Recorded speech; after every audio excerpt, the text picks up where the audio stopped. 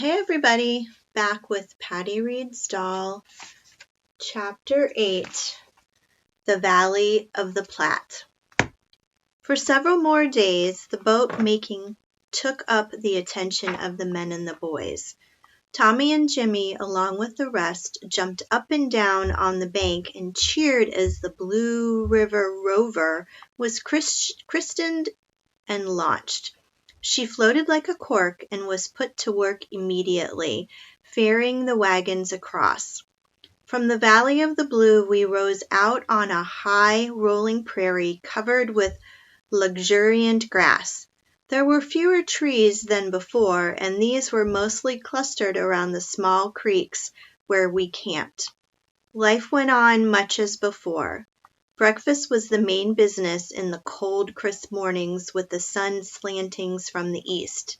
The lowing of the cattle, neighing of the horses, and clucking of the chickens as they laid eggs for breakfast started things up lively before the sun came over the rim of the prairie.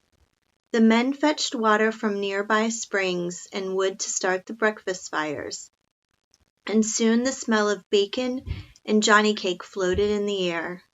The wagon train was very long, and each wagon was assigned a place in line.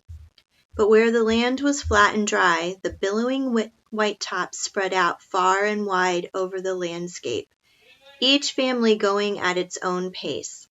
At noon we stopped for dinner to refresh the livestock at some convenient spring. White tablecloths were spread on the grass, and picnic style, the folks sat down to lunch. The other ladies were very kind to Mrs. Reed.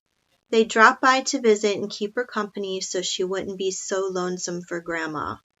They brought samples of their cooking and exchanged recipes with her and talked about the children. In the afternoon, now and then, we saw herds of antelope on the horizon. So fleet they were and graceful as they skimmed over the ground that they seemed barely to touch it with their dainty feet. "We'll be running into Buffalo one of these days," Milt remarked to Patty as she rode on the box with him to get a better view. On June 8th, we reached the bluffs that overlooked the wide valley of the Platte River. "We'll be traveling along the Platte River for many miles," Mr. Reed said, looking up from the map he was examining. "It will be much drier than the prairies we've crossed up to now. You'll have good use of your sunbonnets and parasols, girls. We'll be climbing toward the western sun for sure." Walking along the slow-moving river next day, Patty and Leanna wondered about the little green islands that dotted its surface. "Do you suppose anyone lives on them?" Leanna asked. "Maybe they are enchanted," Patty answered. "They are so green and pretty, and everything else is so brown and ugly. Fairies could live on them." "More likely Indians," Leanna said. "Father says we are in the territory of the Pawnees now, and they are much fiercer than those old Kansas Indians. I'm not afraid of Indians anymore. Are you?" "They've gotten to be a lot tamer than they were when Grandma was a girl." Patty's voice quivered as she thought of Grandma and the stories she'd not hear again. "Did you see the Mackinaw boats on the river this morning?" Leanna spoke up quickly. "Oh, yes, we looked through Father's spyglass. There were 8 of them, and they were loaded with bales of fur. The men had to jump out and push them over the sandbars." "My brothers rode over to talk to the trappers," Leanna said. "She told Bill and Saul that there was a big wagon train about a day ahead of us, and the Pawnee Indians tried to break into their camp. Did anyone get scalped?" Patty wasn't so sure now that she was no longer afraid of Indians. "No, Bill said the men scared them away with their guns. I heard Father say that we'll have to double guard on our camp tonight." Just then Jimmy came running up. "Patty, Patty," he called. "Papa's going to take us to see the little dogs. Come on." The boys, riding ahead, had discovered a prairie dog village, and they had turned back to take the younger children to see the odd little town built by these funny animals. Leanna rode with her brother, Bill, and Patty was mounted behind Puss, while Mr. Reed took the boys with him and Glaucus. The prairie dog village was a mile or two away, and as we approached it we could hear their shrill barking. When they caught sight of us, they scampered into the little dirt mounds that were their homes, peering out timidly to watch us and causing the children to laugh delightedly at their innocent expressions. "I want to get down and catch one for Mama," Jimmy said to his father. He and some of the other youngsters tried, but none of them were quick enough to snare a little creature before it had popped into its hole. However, this adventure gave the boys something to talk about for days. The next day we saw more trappers who were on their way back to the settlements with their Mackinaw boats loaded with buffalo skins. The river was so low that they could not proceed any farther by water, and they were anxious to buy horses and wagons to wheel their cargo to the settlements. These trappers wore the hunting dress of the mountains, and the boys in our party looked enviously at their buckskin shirts with fringe at the bottom and at their buckskin trousers and moccasins. I have overheard Milt remark to Puss, "I sure admire to have an outfit like that." The mountain men stayed in our camp that night, and bonfires blazed late while folks wrote letters for them to carry back to relatives, and accounts were sent to be published in the Springfield paper. Mr. Reed bought some buffalo robes from them, giving them supplies in return. They needed flour, bacon, sugar, and coffee, they said. Someone sold them horses, and they left next morning after consulting with our leaders about the trail ahead. The valley of the Platte was broad, but the bluffs along the edge were steep and rugged, cut with deep gorges and ravines. Mr. Reed and some of the other men rode into them in search of game, and returned with a large elk they had shot. It was butchered and cooked over a hot campfire of buffalo chips, the dried droppings of the buffalo herds that roam these prairies. The next day, Mr. Grayson and Governor Boggs crossed the river to hunt, and they shot the first buffalo. We were traveling much faster these days. Mr. Reed seemed pleased at night when he could record in his book traveled 20 miles, or sometimes 30.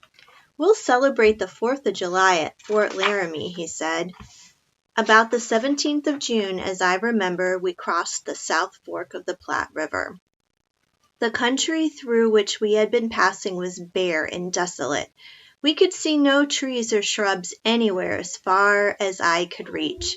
Instead of the graceful wildflowers along the trail, there were cacti, some of which had flaming red and yellow blossoms. They were treacherous to the feet of the dogs and cattle, and the folks were constantly pulling the thorns out of the unhappy animals, and sometimes for the children. The sun was hot, and Patty couldn't make up her mind whether it was more uncomfortable to walk in its burning rays alongside the wagons or to sit inside its stifling heat. As we crossed the river, she and I sat in the dimness of the wagon watching Eliza churn the butter.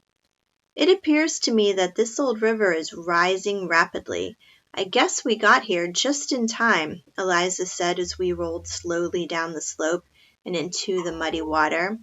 On the other side, the landscape was as desert-like as before, and we rolled along through the dust. The dry, shrunken wagon wheels creaked, and sometimes down they sank almost to the hub of the loose sand. Winds drifted the sand across the empty plain, and faces and clothes were covered with gray dust. I almost envied the other dolls packed neatly away from it all. But then, if Patty could stand it, I could too. After all, a wooden face can endure a great deal. At a place called Ash Hollow, the trail passed a log cabin built by trappers who had to winter there the year before. Now it was being used as a sort of post office by immigrants leaving or returning to the settlements. Posted on its walls were notices of lost cattle and horses, and in a box inside were letters addressed to folks back home, in hopes that those returning east would carry them to the nearest post office in the States. Occasionally, the bare monotony of the cliffs was relieved by a few stunted cedars, and now and then patches of blue lupine or gooseberries and wild currants were found growing near springs of water. These springs became fewer and farther between, and for the most part the company had to drink the water from the muddy Platte. The children complained about its disagreeable flavor. Pioneering was becoming decidedly less pleasant the farther west we went. Finally, one evening there was a short, refreshing thunderstorm which washed the grass and laid the dust as we camped near the bank of the river. When it was over, a beautiful rainbow made a perfect arch in the eastern sky. "Red, yellow, and Irish green," said Patty to herself, as she looked out at it. But there she stopped, and when I looked at her, her eyes were filled with tears. The next morning the air was so clear that we saw Chimney Rock 40 miles away. "What made it look like a chimney, Papa?" Patty asked. "Probably it is composed of soft rock and can't stand up against the fierce storms of wind and rain that are gradually wearing it away," he answered. "Some day they will blow it all away and there will not be any more Chimney Rock?" Jimmy wanted to know. "I suspect that might happen, son," his father answered. All day we traveled nearer to the queer-shaped rock. By late afternoon, dark masses of clouds began coming up in the west, and soon streaks of lightning shot through them. The air was charged with electricity, and Mr. Reed, standing outside the palace car, holding his pistol in his hand as he put on his oilskin coat, was surprised to see sparks of electricity rolling down the barrel and dropping to the ground. "I'm afraid we'll have a wet watch tonight," Patty's mother said to him. "Do you think you can keep a fire going?" "Don't worry, Margaret. We'll make out all right. Every man has to take his turn at the watch, but it will be rain or fair weather." It was rain that night, all right, for Mr. Reed and the men who stood watch with him. When he came back to the wagon at dawn, his clothes were dripping wet and he was shivering with cold. After a warm breakfast and dry clothes, he was off again, however, and Puss was riding ahead with him. Nothing could dampen the spirits of Patty's energetic father. The next landmark we passed was Scott's Bluff. Milt told us how it got its name. It was from a famous mountaineer trapper named Scott, who got sick while his party was returning down from the Platte River to the settlements.